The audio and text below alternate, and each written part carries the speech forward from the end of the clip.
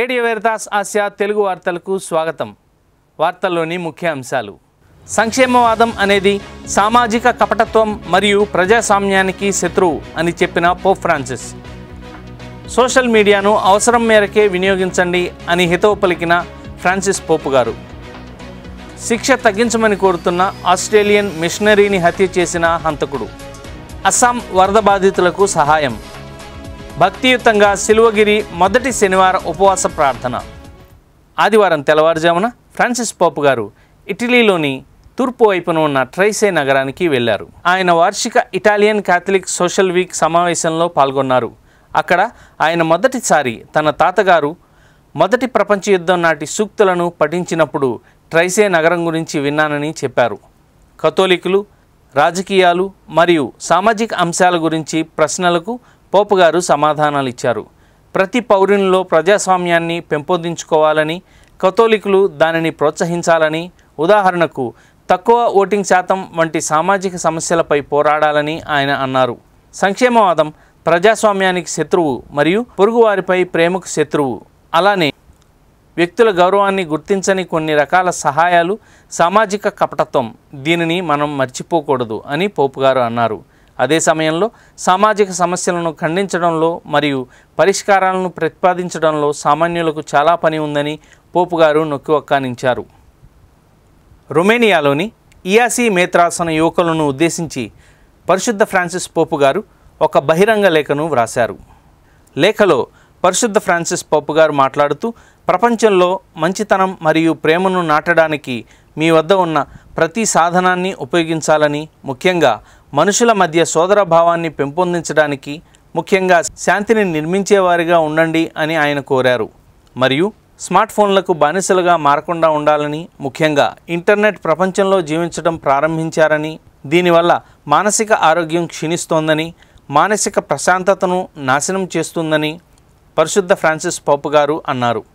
వాస్తవిక జీవితాన్ని కోల్పోకుండా, వర్చువల్ జీవితంలో చిక్కుకోకుండా వారిని హెచ్చరించారు. దేవుడు ఇచ్చిన నిజమైన ప్రపంచంలోకి వెళ్ళండి అని, ప్రజలను కలవండి, వారి కథలను వినండి, కుటుంబం మరియు స్నేహితులతో కలిసి ఉంటూ వారి కష్టాలలో వారికి సహాయపడుతూ విశ్వాసంలో కలిసి ఎదగాలని, నిజమైన సంపద రోజువారీ మానవ సంబంధాలలో ఉంది అని పరిశుద్ధ ఫ్రాన్సిస్ పోపు గారు అన్నారు.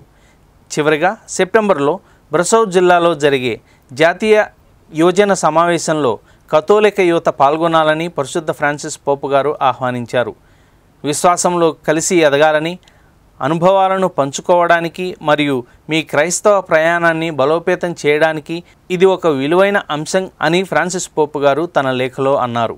1999లో ఆస్ట్రేలియన్ మిషనరీ గ్రాహం స్టెయిన్స్ మరియు అతని ఇద్దరు మైనర్ కుమారులను హత్య చేసిన కేసులో జీవిత ఖైదును అనుభవిస్తున్న దారాసింగ్ సుప్రీంకోర్టులో దాఖలు చేసుకున్న రిమిషన్ పిటిషన్పై 6 నెలల్లోగా సమాధానమివ్వాలని ఒడిశా ప్రభుత్వాన్ని సుప్రీంకోర్టు కోరింది. జనవరి 22, 1999న స్టెయిన్స్ మరియు అతని ఇద్దరు మైనర్ కుమారులు ఫిలిప్ మరియు తిమోతిలను సజీవ దహనం చేసిన కేసులో దారాసింగ్ జీవిత ఖైదును అనుభవిస్తున్నాడు. ఆస్ట్రేలియా మిషనరీ గ్రాహం స్టెయిన్స్ తన జీవితాన్ని పేదల కోసం అంకితం చేశారు.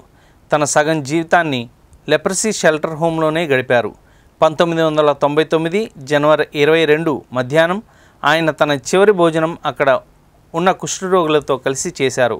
అదే రాత్రి సమీప కియోంగర్ జిల్లాలోని మనోహర్పూర్ గ్రామంలో గ్రాహం స్టెయిన్స్ ఆయన ఇద్దరు కుమారులను హత్య చేశారు. ఒక ఉగ్రమూక వారిని జీపులోనే సజీవ దహనం చేశారు. గ్రాహం స్టెయిన్స్ హత్య ఆరోపణలలో హిందూ సంస్థ బజరంగ దళ్ సభ్యుడు రవీందర్ కుమార్ పాల్ ఉరఫ్ దారాసింగ్ను దోషిగా గుర్తించారు. ఆయనకు మరణశిక్ష విధించారు. కుష్ఠరోగుల సేవా కేంద్రం ముసుగులో గ్రాహం స్టెయిన్స్ పేద గిరిజనులను మతం మారుస్తున్నారని వారు భావించారు. అయితే తరువాత కేసు విచారణ జరిపిన వాధ్వా కమిషన్ తన రిపోర్ట్లో ఈ ఆరోపణలు తప్పని తేల్చింది. ఒడిశాలోని కటక్ భువనేశ్వర్ అగ్రపీఠానికి చెందిన గురుశ్రీ దివాకర్ పరిచా మాట్లాడుతూ, అతను ఒక ఘోరమైన నేరానికి పాల్పడ్డాడు మరియు మరో 3 హత్య కేసుల్లో దోషిగా ఉన్నందున దారాసింగ్ యొక్క అభ్యర్థనను సుప్రీంకోర్టు కొట్టివేస్తుందని నేను నమ్ముతున్నాను. అతనికి ఉపశమనం ఇవ్వడం తప్పు సందేశాన్ని పంపుతుంది అని గురుశ్రీ దివాకర్ పరిచా జూలై 10న యూసీఏ న్యూస్తో అన్నారు. 2003లో ట్రయల్ కోర్టు స్టెయిన్స్ హత్య కేసులో సింగ్కు ఉరిశిక్షను విధించింది. అయితే ఒరిస్సా హైకోర్టు దానిని 2 ఏళ్ల తర్వాత జీవిత ఖైదుగా మార్చింది. 2007లో మయూర్భంజ్ జిల్లాలోని కోర్టు గురుశ్రీ అరుల్ దాస్ను హత్య చేసినందుకు దారాసింగ్ మరియు మరో 3 జీవిత ఖైదు విధించింది. అక్టోబర్ 27, 2007న 2 ముస్లిం వ్యాపారులను హత్య చేసిన కేసులో కోర్టు దారాసింగ్కు జీవిత ఖైదును విధించింది. అస్సాంలోని వరద బాధిత కుటుంబాల కోసం కమ్యూనో మరియు అవిరల్ outreach society CCBI commission for women and migrants ద్వారా సహాయక సహకారాలు అందించింది. డిబ్రూగఢ్ మేత్రాసనం, బిషప్ హౌస్ నుంచి వచ్చిన బృందాలు పానీబురా అనే గ్రామంలో సహాయక సేవలను అందించారు. వరద బాధితులకు ఆహార పదార్థాలను పంపిణీ చేశారు. పానీబురాలోని దాదాపు 200 కుటుంబాలు వరదల కారణంగా తీవ్రంగా ప్రభావితమయ్యాయి. చాలామంది తమ ఇళ్ళు, పంట భూములు దెబ్బతిని సర్వం కోల్పోయారు. సహాయక చర్యలలో భాగంగా వారందరికీ నిత్యావసర వస్తువులు, బియ్యం, బంగాళదుంపలు, పప్పు, ఉప్పు మరియు నూనెలను వారికి అందించారు. ఈ బృందంలో బిషప్ హౌస్ నుండి సిబ్బంది మరియు సిస్టర్స్, వాలంటీర్స్, స్థానిక నాయకులు మరియు మహిళా కమిషన్ సభ్యులు మరియు యువజన డైరెక్టర్లు ఉన్నారు. ఈ బృందం ఎక్కువగా ప్రభావితమైన ప్రాంతాలను గుర్తించేందుకు సర్వే నిర్వహించి పానీబురాకు ప్రాధాన్యత ఇవ్వాలని నిర్ణయించింది. పానీబురా గ్రామం నీట మునిగిపోయింది. దీనివల్ల ఇల్లు కూడా కూలిపోయాయి. నివాసితులు రోడ్డు పక్కన నివసించవలసిన పరిస్థితి వచ్చింది. కార్యక్రమంలో పాల్గొన్న సిస్టర్స్ ఇతరులతో కలిసి అరటికాండం, ఇతర చెక్కల నుండి పడవలను నిర్మించి నివాస యోగ్యం లేని ఇళ్లకు ఆహార పదార్థాలను రవాణా చేశారు. అండగా మేమున్నామని భరోసా ఇచ్చారు. ముందుగా తయారు చేసిన జాబితా ఆధారంగా అవసరమైన వస్తువులను అందించారు. ఈ సహాయ కార్యక్రమం కొనసాగుతుందని బృందం సభ్యులు తెలిపారు. అస్సాంలో వరద బీభత్సం ఇంకా కొనసాగుతుంది. వరదలు జనజీవనాన్ని అస్తవ్యస్తం చేశాయి. ఈ వరదలలో 27 జిల్లాలు నీట మునిగాయి. 18 లక్షల పైగా బాధితులు, 70 మంది పైగా మరణించారు అని అధికారులు తెలిపారు.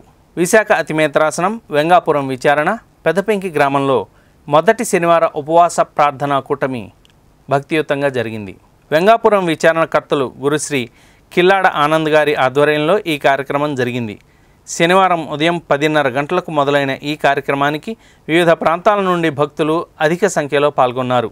గురుశ్రీ ఆనంద్ గారు విశ్వాసులందరి కోసం ప్రత్యేక ప్రార్థనలు జరిపారు. జపమాల, దివ్యసప్రసాద ఆరాధన మరియు దివ్య బలి పూజలను నిర్వహించారు. విచారణ గాయక బృందం మధురమైన గీతాలను ఆలపించారు. గురుశ్రీ ఆనంద్ గారు మాట్లాడుతూ శిలువగిరినాథుని దీవెనలు మన అందరిపై ఉన్నాయని, మన హృదయాన్ని ఎప్పుడూ ఆ దేవుని ప్రేమ, కరుణ, మంచితనాన్ని నింపుకోవాలని కోరారు. ఏ ఒక్కరిని బాధించే స్వభావం, మోసం చేసే స్వభావం, కామము, క్రోధము వంటివి మన హృదయంలో ఉండకూడదని, మన హృదయం దేవుని యొక్క ప్రేమతో నిండి ఉండాలని విచారణకర్తలు ప్రబోధించారు. ఉపవాస ప్రార్థనల అనంతరం పి. చక్రపల్లి గ్రామస్తుల ఆధ్వర్యంలో అన్నదాన కార్యక్రమం జరిగింది. గురుశ్రీ ఆనంద్ గారు సహకరించిన ప్రతి ఒక్కరికి హృదయపూర్వక కృతజ్ఞతలు తెలిపారు. ఈ వార్తలు ఇంతటితో సమాప్తం. మరిన్ని విశేషాలతో మరలా కలుసుకుందాం. అంతవరకు చూస్తూనే ఉండండి రేడియో వెరితాస్ ఏషియా తెలుగు.